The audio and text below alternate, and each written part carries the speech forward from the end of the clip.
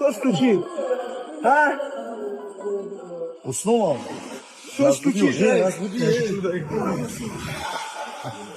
Что, молодой, а? Вот там трабались.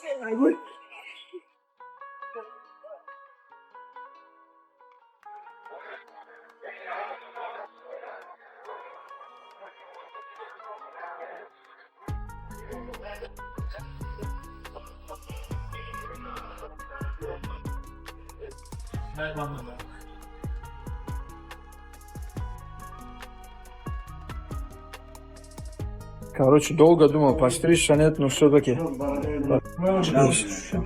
под шумок.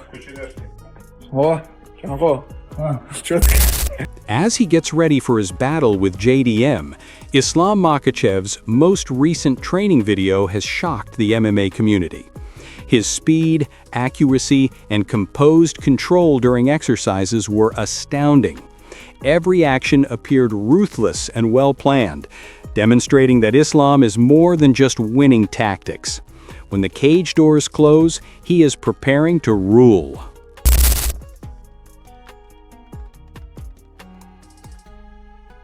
ما عاد عمول اعتاث وجود عوائط والله لا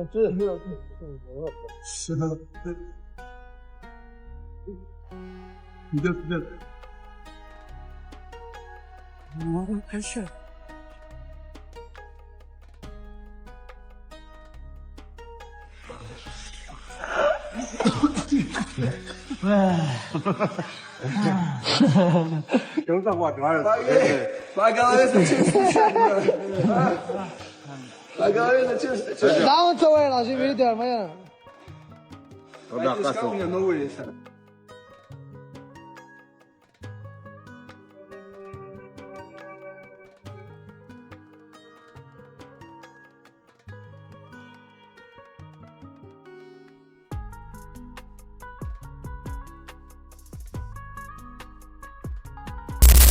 Islam is renowned for his unparalleled power and elite grappling skills, and he has unrivaled dominance on the mat.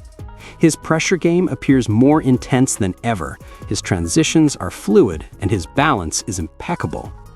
JDM is going to have a significant obstacle if this video is any indication.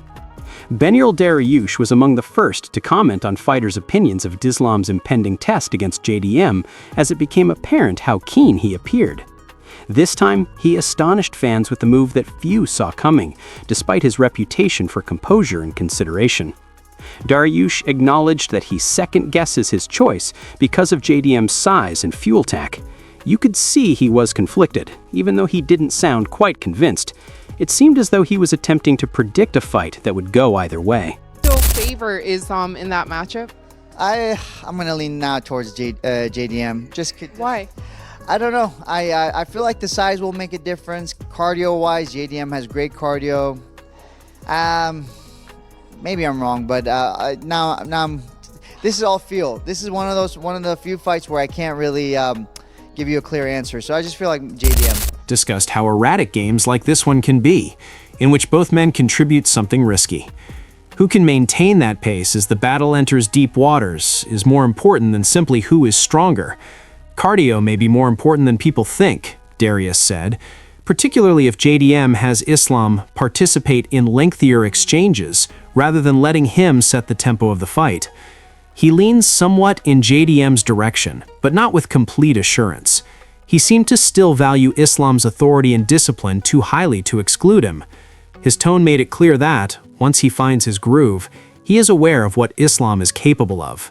Simply said, it's difficult to call because of JDM's pressure and longevity. Last time I saw you, it was in Chicago before Hamzat fought DDP. What did you make of his performance over DDP? Incredible, man. To be able to do that to DDP, it's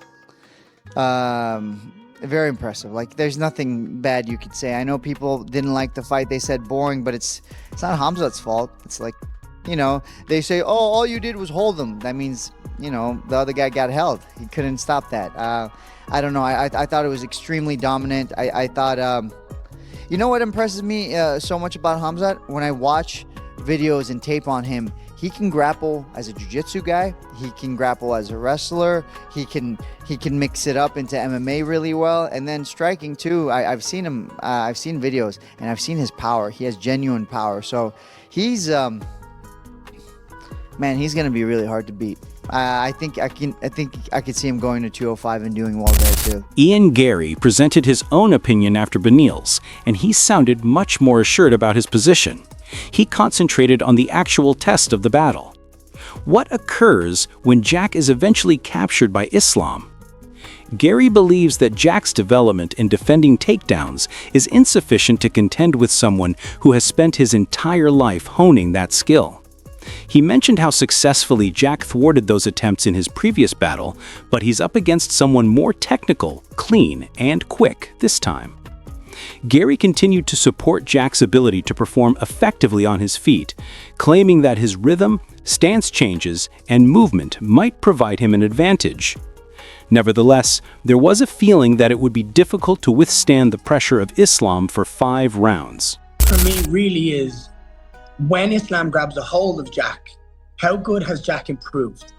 Because Islam is world class at that and has been for probably his entire life because of the way he trains and where he has come from. So can Jack stop that consistently like he did against Belal? Because he did a phenomenal job against Belal of stopping that. But can he do that against someone who's just cleaner, more technical? On the feet, I think Jack wins it cleanly. I think he'll jab, switching stances. He'll have a bit more fluidity due to the fact that Islam's not going to be changing stances so regularly. So I think Jack can do it on the feet, but the question mark is, can he stop the takedown consistently over 5 rounds? The people that are doubting him, how dangerous is he for Islam, especially everything that you know about Islam and the time you've spent with AJ? I mean, you can't doubt him. Look, he's a welterweight, and you've got Belal, who's a grappler, wrestler. Look how he handled that. And then he's a beast on the feet. And then he's early, and I guarantee you from that fight, his confidence in grappling and takedown defense has just gone to a whole nother level. So he's going to be an absolute nightmare. So he's a weapon. So I mean, I know that Islam's not taking this one a lot. Dan Hooker's forecast was realistic and respectful at the same time. Although he didn't seem too certain, it was clear that he was leaning slightly in Jack's direction. He didn't base his argument on hype. It concerned Jack's previous behavior when facing powerful wrestlers. Hooker stated that Jack's ability to compete against a professional grappler was demonstrated in the most recent fight, which is an important factor to consider when dealing with someone like Islam. What was noteworthy, though, was how Hooker dismantled Jack's perspective. Jack doesn't attempt to flee wrestling, he noted. He takes it head on. Würdest du darauf wetten, dass JDM Islam im nächsten Monat in diesen Kampf schlägt? Ich würde darauf tippen. Er hat offensichtlich gezeigt, dass er sehr gut in der Lage ist, gegen einen Ringer zu kämpfen, im Kampf gegen Ballo, und das ist an sich schon ein sehr starker Ringer. Sehr ähnlicher Gegner, und JDM ist es nicht. Er ist clever. Er weiß, dass man dem Ringen nicht aus dem Weg gehen kann. Man muss sich ihm direkt stellen. Additionally, he alluded to a shift in the game. Fighters have come to the realization that simply protecting themselves from wrestling is no longer effective. Fire must be fought with fire. Hooker had the impression that Jack was fully aware of this and was skilled at combining his timing, wrestling, and striking into a single strategy. It was more of a subdued conviction that Jack's strategy could truly make things interesting than a forceful assertion. Man muss das Ringen anführen. Man muss mit ihnen kontern. Ich fühle mich wie zurück in die Zeit, als die Jungs versucht haben, mit diesen Typen nicht zu ringen. Sie haben gesehen, dass es nicht funktioniert, dem Ringen auszuweichen oder nur defensiv zu sein. Punkt. Man muss mit diesen Typen kontern oder sie zuerst ringen. Das ist die Methode des Wahnsinns. Javier Mendez appeared sincere in his admiration for Islam's approach to this new phase of his profession. Even he was shocked to see how easily Islam had adapted to the welterweight frame when he first saw him enter the camp. He appeared sharper, stronger, and more assured than before. Mendez immediately saw it in the way Islam was moving, the strength of his blows, and his demeanor during training. The physical side wasn't the only aspect that was noticeable. It was the composed assurance of someone who understood his place there. When I spoke to you, you said we're mentally there, now it's time to get physically there. That was obviously back in July. He looks like he's bulked up quite nicely into the welterweight frame. How's that been? Unbelievable. When I came into camp, you know, because I've been here in Dubai all this time, and I saw him for the first time over a month ago, and I'm looking at him like, what the heck? I go, wow, he was solid. You know, so I was very impressed with that, number one. I said, how do you feel? He goes, great, coach. Mendez claimed that he was completely astounded during those initial sparring rounds. Islam wasn't merely keeping up his technique with a new weight, he was getting better. Every move appeared to be planned. Every interaction appears to be at ease. There was nothing forced or experimental about the switch to welterweight. It appeared to be a spontaneous development. Mendez was persuaded that Islam was the ideal place for him to be, both emotionally and physically, after witnessing him spar. Mendez saw that as the most obvious indication that Islam was prepared to dominate, not simply compete at welterweight. And, you know, I watched him train, I watched what he was doing, and I was so impressed. And then he did his first sparring, and I was blown away. I was blown away how good he got, how well he adjusted to the weight. I was blown away. So I'm very confident in him, and regardless what anybody says, he's still number one pound for pound in my eyes. So that's my guy, pound for pound number one, Islam Makhachev. And the new version of him is coming, you know, November 15th at Madison Square Garden, you know, and he will be the new welterweight UFC. Following Mendez's assured remarks, Dustin Poirier provided a more realistic analysis of Islam's action.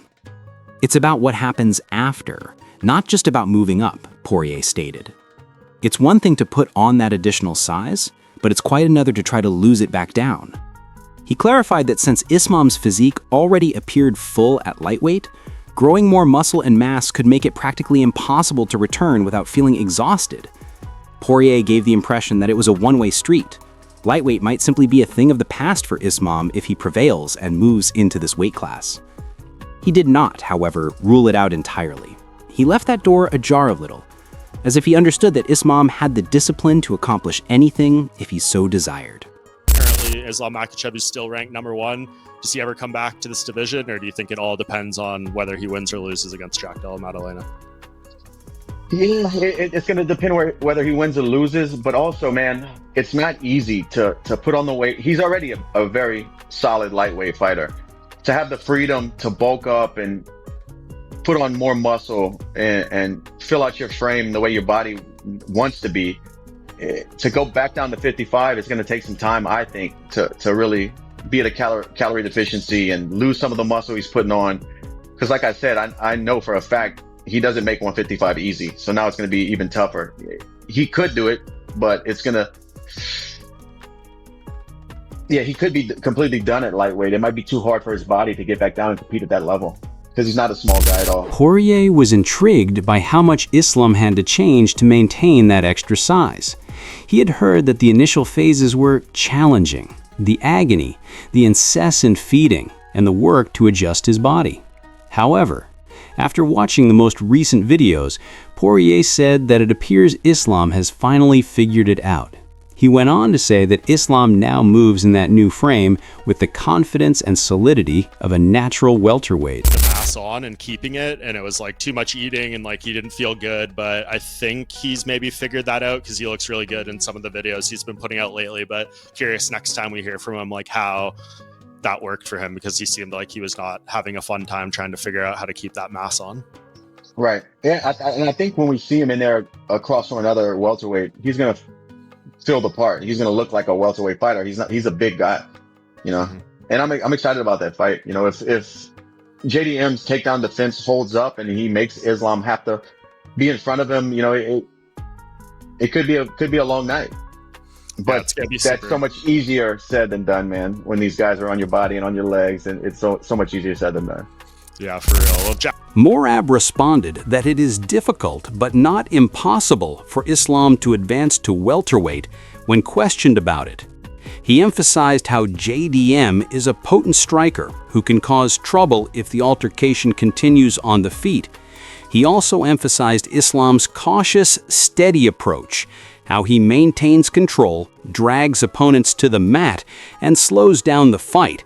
According to Morab, Islam differs from other religions because of its patience, which wears people out gradually rather than all at once.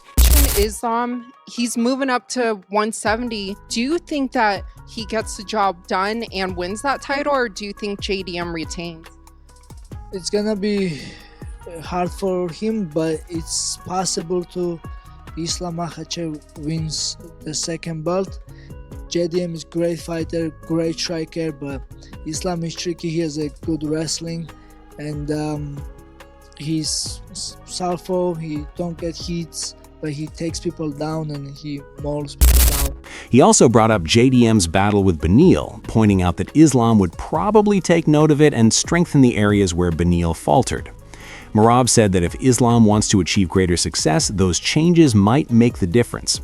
He acknowledged that it would be a difficult night anyhow, but he didn't sound entirely certain either way. Even though Islam is capable of pursuing two-division gold, the fight is uncertain due to JDM's striking. And also, we all see the JDM Belal Muhammad's fight, and then I'm sure Islam will take lots of lessons from this fight, and maybe Islam will make some adjustment. It's possible, it's gonna be hard, but Islam can win this. These are the kinds of forecasts that UFC experts are making, even though Islam is hard at work honing every aspect of his game. For some, the distinction lies in Jack's boxing. Others think Islamic wrestling will take the stage. Islam is supposed to keep to its core beliefs: battling early, trying to win control, and pressing against the gate. However, Jack has experience competing at welterweight, brings strength to battles, and is skilled at making people in between spaces hazardous. It might all change with a single clean shot. The true query, though, is who do you believe will win this battle? Please share your choice in the comment section below.